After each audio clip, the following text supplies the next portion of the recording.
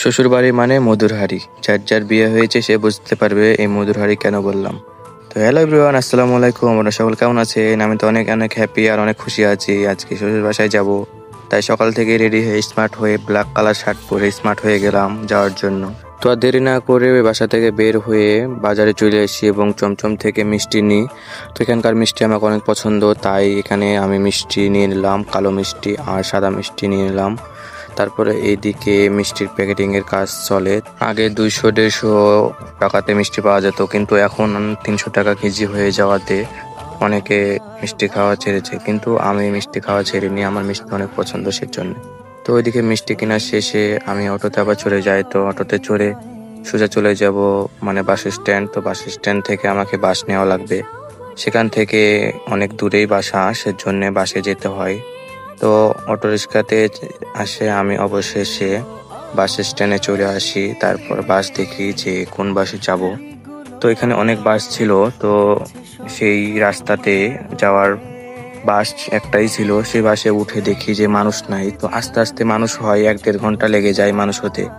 তো মানুষ হয়ে যাওয়ার পর বাস ছেড়ে দেয়। 1.5 ঘন্টার মতো সময় লেগেছে বাস। রেলগেটে ভাজাপোড়া না পাওয়ার জন্য আমাকে পটিয়াতে এসে বাধ্যতামূলক যেগুলো আছে সেগুলো নিতে হলো, পুরি সিঙ্গারা আর সমুচা।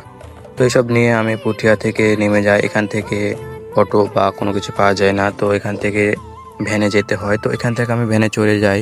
তো এখান থেকে 4 থেকে 5 কিলো মতো রাস্তা, কিছু ভাঙ্গা আছে। তো যেতে যেতে এই পুঠিয়া রাজবাড়ির সামনে পড়ে। তো এই ঘাটের নাম কি আপনারা সবাই বলবেন? তো পুঠিয়া রাজবাড়ি তো আমার দেখতে মোটামুটি ভালোই লাগে। আপনারা কে কে এসেছেন আমাকে জানাবেন। তো বা এখানে এসে জামাইকে কীভাবে আদর করতে হয় এখানে মানুষ ভালোই জানে। তো আমাকে ফার্স্টে নাস্তা দিয়ে দেয়। নাস্তা দেওয়ার পর আমি নাস্তা খাই। আমি পুরি তো অনেক পছন্দ, তাই পুরি দিয়ে এখানে ডিম ছিল, মিষ্টি, অনেক কিছুই ছিল। আমি খাচ্ছিলাম। তো এই সময় অত খাওয়া যাবে না, একটু মানে পিপাসা লেগেছে, সেজন্য একটু খাচ্ছি। শ্বশুর বাড়ি আসলে খাওয়ারের কোনো অভাব হয় না, তাই যারা যারা বিয়ে করেননি আমার কথাতে সবাই বিয়ে করে নেন। যদি খেতে কম পান তাহলে শ্বশুর বাড়ি খেয়ে তাজা মোটা হয়ে যাবেন। এমন না যে আমি শ্বশুর বাড়ি খেয়ে আমি তাজা মোটা হচ্ছি, আমি বাসাতে খেয়েই আমার শরীর স্বাস্থ্য হচ্ছে। তো নাস্তা করার পর আমি একটু বাইরের দিকে যাই। তো গ্রামের পরিবেশ তো আমার অনেক পছন্দ, আমিও গ্রামেই থাকি, কিন্তু অতটাও গ্রাম না। তো এইদিকে অনেকটা গ্রাম, তাই বলা যায় যে অনেক সুন্দর প্রকৃতি, চারি সাইডে প্রকৃতি, গাছপালা আর চারি সাইডে ধান।